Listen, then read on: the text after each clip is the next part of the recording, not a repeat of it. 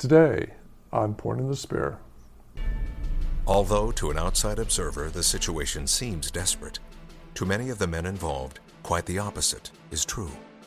Young Alexander Hamilton records later that in spite of the horrendous conditions, the men were ready, every devil of them, to storm hell's battlements in the night. General Knox, in his after-battle report, said, "A profound silence of determination and the crunching of the snow was all that could be heard. Troops, determined, leaned into the snow and hail." This is the conclusion of our two-part special, The Christmas Crossing, featuring commentary in order of appearance by Princeton University professor Dr. Alan Gelzo and Temple University professor Dr. Greg Irwin. And now please enjoy this special Point of the Spear narrative presentation. Washington's Crossing, written by Robert Child. Narrated by Fred Kennedy. On the Delaware. The weather continues to deteriorate as the night progresses. The work is miserable, and the attack is beginning to fall hours behind schedule. Colonel Glover storms up and down the bank as the boats embark, yelling, "Not good enough! Quicken the pace, men!" It's often said that no military plan ever survives the first contact with the enemy. Well, Washington's plan started to come unraveled even before contact. For one thing, the two militia components of his attack plan that were supposed to stage these diversionary attacks on the Jersey side of the Delaware never got across the river. So that didn't happen. Then it was the slowdown of getting across the Delaware in the teeth of the storm. It was proceeding on the roads. Nothing seemed to be going according to timetable. And if Washington had gone strictly by that, then he might very easily have abandoned the entire operation. Washington's troops huddle against driving snows. One column begins to break away toward another road in the planned two-pronged attack. Washington records later in his battle report, "I formed my detachments into two divisions, one to march by the lower Ferry Road, the other by the Pennington Road. As the divisions had nearly the same distance to march, I ordered each of them immediately, upon forcing the outguards, to push directly into the town." Washington has no way of knowing now that his are the only troops engaging in the attack. Superiority in numbers is gone, and the final element in his favor, surprise, is slipping away with each passing minute. As Washington is approaching Trenton and expecting every minute to be discovered by the enemy, which will give them sufficient time to form up and meet him in a battle formation and foil his plan, he bumps into a company of New Jersey militiamen who had been raiding the Hessians, and his first assumption is, oh my goodness, they've blown our cover. The enemy is going to know that we're coming. This was unscripted, and Washington was furious about it. One thing which almost undid Washington's plan completely had nothing to do with the Hessians, but it had to do with some of the Virginia militia under Adam Stephen. Adam Stephen's militia units had gotten into a nasty little firefight with some Hessians, and Stephen took it upon himself unilaterally to stage his own retribution raid. It's almost as though the spirit of the Hatfields and the Coys had taken hold of him, and he was determined to have a swipe back at the Hessians. He crossed the river himself on his own initiative on the 25th, ran into some Hessian outposts, beat some of them up, and in fact, Adam Stephen's unit was on the Jersey side of the Delaware when Washington comes marching down from McConkey's Ferry. Washington, when he sees Stephen and his men, is beside himself. He's convinced that Stephen has sprung the trap. He's given a premature alarm to the Hessians. And Washington and Stephen, who hadn't gotten along terribly well as it was, the frost definitely settles in that frosty morning between those two. Although to an outside observer the situation seems desperate, to many of the men involved, quite the opposite is true. Young Alexander Hamilton records later that in spite of the horrendous conditions, The men were ready, every devil of them, to storm hell's battlements in the night. General Knox, in his after-battle report, said, "A profound silence of determination and the crunching of the snow was all that could be heard. Troops, determined, leaned into the snow and hail." With the words of Thomas Paine still ringing in their ears, each man finds the courage to soldier on. To a man, the fact that they were now on the attack lifted all spirits. They would fail or be victorious, but the fight will be their own.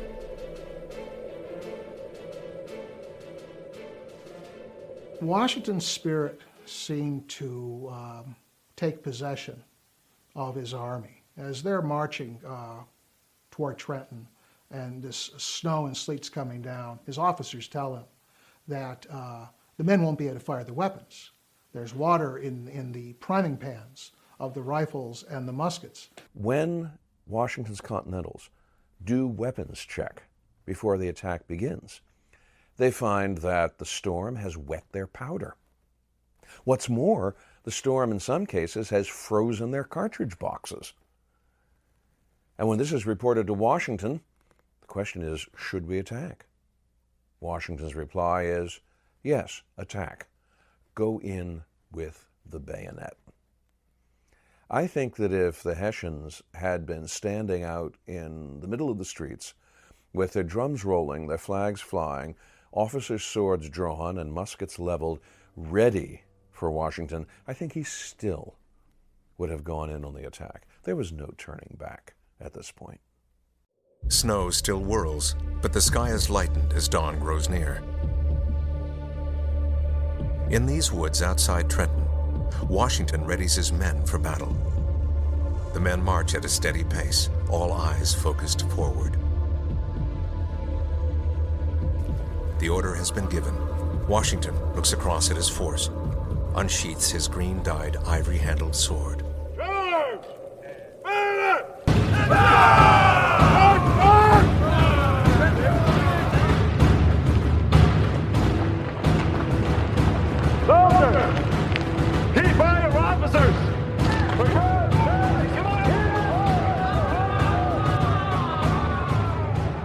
Stunned and momentarily frozen at the sight of the masses of men emerging from the woods, they turn and shout the alarm, "Der Fiend! Der Fiend!" On the high ground at the edge of town, Knox has his guns loaded and ready. He nods to his men, who have their matches lit. "Let's wake up the rest of the bastards! Give fire!" All turns to panic. Hessians in battle dress bolt into the street, only to be shot down after a few strides. Inside his headquarters, Rahl dresses for battle. Exiting the home, Rahl mounts his horse and gallops, sword drawn, toward his troops. "Meine tapferen Soldaten, Fortschritt!" "My brave soldiers, forward!" he yells. 75 yards away, eyeing the well-dressed German officer, a young Continental raises his musket, leads the galloping Rahl, and pulls the trigger. Rahl falls from his horse, mortally wounded. In a nearby clearing, Hessians try to reform their lines, but Washington's men, muskets leveled, surround them on all sides. The cornered Hessians drop their guns and raise their arms in surrender. I hope you're enjoying this special presentation. The Christmas Crossing is part of a larger audiobook, America's First D-Day, which you can purchase at audible.com, Audible UK, and several other sites. You can find purchase links in this episode's description. The 3 Hessian regiments suffered 22 killed, 83 seriously wounded, and surrendered something in the order of 896 officers and men. Their unhappy commander, Johann von Rahl, was mortally wounded, shot twice trying to rally his troops. It was a tremendous and humiliating defeat for the Hessian contingent. By contrast, Washington, in his report to Congress, noted that there were only 2 Americans seriously wounded, 2 officers, and 2 privates. No killed in action. When Washington meets with Rahl, though, he's very considerate. Rahl asks that his men are well taken care of, And Washington decides, well, even before he met Raleigh, he probably decided that was what he was going to do, because he not only wanted to win a victory, but he also wanted to place the patriot cause on the moral high ground. We do not behave like barbarians. We treat our prisoners according to the rules of war. Washington is playing now to the international community because he realizes, like other far-sighted American leaders, if we're going to win, we need foreign help. Raleigh, lying mortally wounded and soon to be dead, surrounded by aides, asks for Washington. Washington observes the courtesy of war reluctantly in paying respects to the dying Raleigh. Das schreckliche Land, aus Krieg, das Ende. Ich möchte nicht in diesem Land sehen. Raleigh, with his last breath, asks Washington to see to his men's welfare and treat them with honor. Ja, eine Hand, bitte. Lord North's government had been riding on such a tide of confidence, and with such assurances from Sir William Howe that the military part of the war was just about ready to be wound up, that the attack on Trenton and the battle at Princeton came as a palpable shock in Parliament. It was almost as though North's government had been exposed as the basest form of liars. The unhappy North, of course, had not planned it that way. He had been perfectly sincere in the promises that he'd issued. But at the same time, it made him look like an idiot. It made Washington look like a genius. It made America look suddenly very much like a bucket the British had put their foot into. And it dispelled all the confidence that the British had had that their army could not be beaten by this ragtag collection of Americans in their hunting shirts and their long rifles. Washington, with Cadwalader and Ewing's forces still immobilized on the Pennsylvania side of the river, wastes no time in returning his now isolated force back across the Delaware as well. Washington knows he will face a stubborn British counterattack because of his surprise victory. Washington wins his victory at Trenton. And 2 days afterwards, a bunch of Pennsylvania militiamen, the Pennsylvania Associators under Colonel John Cadwalader, they crossed the Delaware because they had missed the first Battle of Trenton, and they wanted to win some glory. And Washington decides, well, I've got to go back over there to support these fellows, and there might be some opportunities. But his army has only been recruited for 1 year. These men who have gone through hell and finally given America a victory, their enlistment is due December 31st, and who's to blame them for saying, I've done my bit, I'm going home, let somebody else risk their necks? Washington begs his veteran Continentals to stay 6 more weeks. Many soldiers feel they have done their duty, achieved victory. Washington orders the Continental soldiers once again loaded into boats, this time during the day to cross to Trenton. Washington is determined to carry the fight, press the offensive, and drive the British back. But his men have lost their enthusiasm. They have earned the right to return home, and a long winter looms. Washington has to address the crisis. Troop formation at Trenton, December 30th, 1776. On the next to last day of the year 1776, Washington has run out of time. The decision to continue is not his alone. If America is to carry on the fight for independence, it will be decided by her people, the fighting men from North Carolina, Virginia, Connecticut, and all the other colonies who come together as Continental soldiers and militia to fight for independence. Without them re-enlisting, the war will be lost. Washington rides his horse up and down the line, his face pained, searching for words. Strongboxes are stacked behind the troops. Finally, he speaks. I ask that any freedom-fighting man who has decided to volunteer to stay on, to poise his firelock and step forward. The troops, eyes front, avert Washington's piercing gaze, remain as rigid as stone. Not one man steps forward. Washington reels his horse for effect, and again rides the line, imploring with steadfast sincerity. My brave fellows, you have done all I asked you to do, and more than could be reasonably expected. A few men look into Washington's eyes. But your country is at stake. Your wives, your houses, and all you hold dear. Cornwallis gathers his forces at this very hour across that creek. I realize you have worn yourselves out with fatigues and hardship.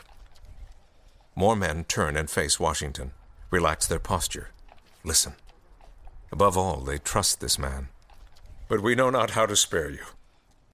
If you will consent to stay only 1 month longer, you will render that service to the cause of liberty and to your country, which you probably never can do under any other circumstances. Washington is done, spent. He pauses, exhausted, and sits back on his mount as he surveys his army. A slight sadness creeps onto his face as he imagined he is looking at his army for the last time. Silence hangs another moment. Distant winter winds howl through the pines. Finally, one foot takes a step forward. Another foot comes forward.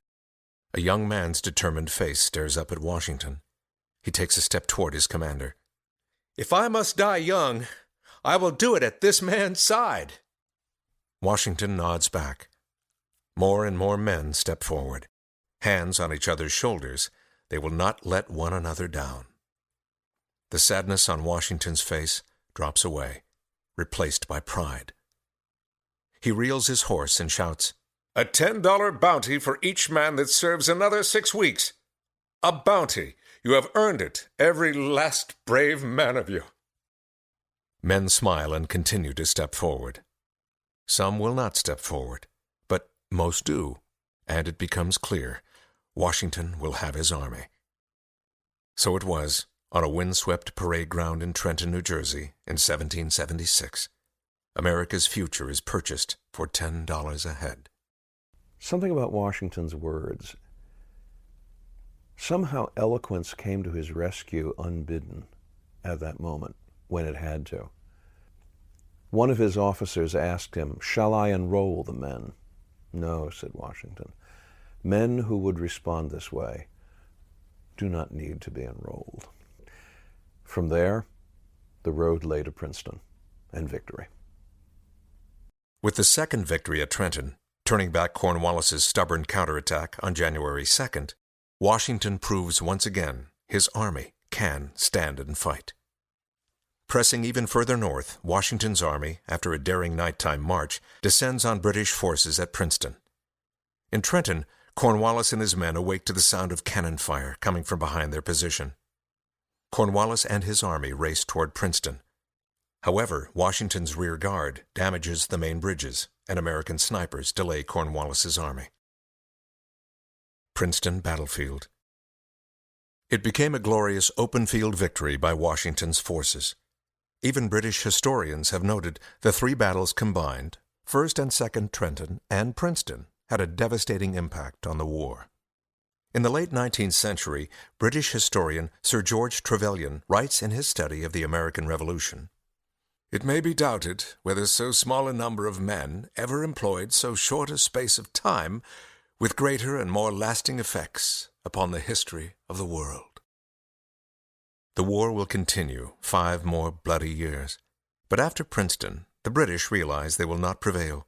We often think of Washington primarily as a soldier, and true enough, he was, at least in professional terms, a soldier, always thought of himself as a soldier. At the end of the Revolutionary War, he resigns his commission as general of the army and goes back to Mount Vernon to become the squire of Mount Vernon again. The idea that a man commanding that much power at the head of a victorious army would voluntarily lay aside the power that could have made him a king in his own right was simply astonishing. The 18th century did not understand that power worked that way. Power was supposed to be something that corrupted the people that held it. Power was supposed to work such charms on you that once you stuck your hands to it, you could never unstick yourself. Power appealed to the basest instincts of human nature and never failed. In Washington's case, it did. he turns away from power, walks away from it, rides away from it. When news of this came to the King of England, it is said that George III, when hearing it, exclaimed, "If this be true, he is the greatest man of the age." Well, in this case, George III, who was wrong about a lot of things, had that one absolutely right. The bold stroke begun by a determined man in the waning days of 1776 on the icy banks of the Delaware will become the foundation from which a nation is born and an independent American spirit forged. Great men secured American blessings of liberty in dark times, and it is a legacy to cherish and hold dear. This has been Washington's Crossing, written by Robert Child, narrated by Fred Kennedy. I hope you've enjoyed this two-part special. We plan more of these storytelling specials in 2022.